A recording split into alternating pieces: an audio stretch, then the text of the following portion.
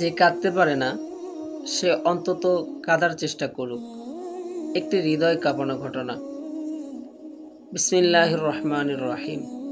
প্রিয় ভাই ও বোনেরা, আজ আমি আপনাদের এমন একটি ঘটনা শোনাবো যা রাসূলুল্লাহ সাল্লাল্লাহু আলাইহি ওয়াসাল্লামের একটি হাদিসের আলোকে আমাদের হৃদয় কাঁপিয়ে দিবে ইনশাআল্লাহ।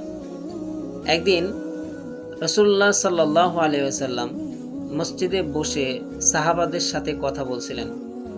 হঠাৎ তিনি দেখতে পেলেন এক ব্যক্তি কোরআন তেলাওয়াত করছেন, কিন্তু তার চোখে কোনো পানি নেই। রাসূলুল্লাহ সাল্লাল্লাহু আলাইহি ওয়াসাল্লাম বললেন, যে কাঁদতে পারে না সে অন্তত কাঁদার চেষ্টা করুক, ভান করুক, কারণ আল্লাহর ভয়ে ঝরানো একটি অশ্রু জাহান্নামের আগুনকে নিভানোর জন্য যথেষ্ট। সুনান ইবনে মাজাহ, হাদিস 4198। ভাই ও বোনেরা, কল্পনা করুন আমাদের এই কঠিন হৃদয় কখন শেষবার আল্লাহর ভয়ে কেঁদেছিল।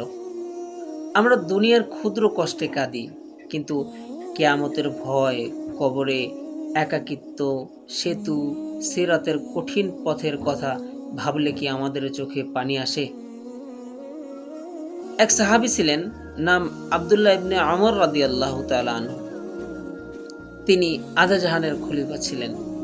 তিনি যখন জাহান্নামের কথা শুনতেন তখন এত কাঁদতেন যে দাড়ি ভিজে যেত। তিনি বলতেন, যদি জানতাম আল্লাহ আমাকে ক্ষমা করেছেন তবে খুশিতে কেঁদে ফেলতাম, আর যদি জানতাম আল্লাহ আমাকে শাস্তি দিবেন তবে ভয়ে কেঁদে মরতাম।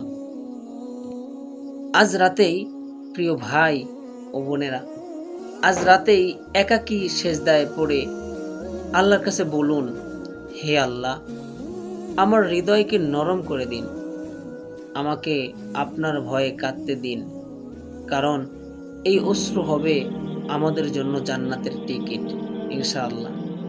আল্লাহ আমাদের সবাইকে নেক আমল করার তৌফিক দিন এবং তার ভয়ে কাঁদার সৌভাগ্য দান করুন।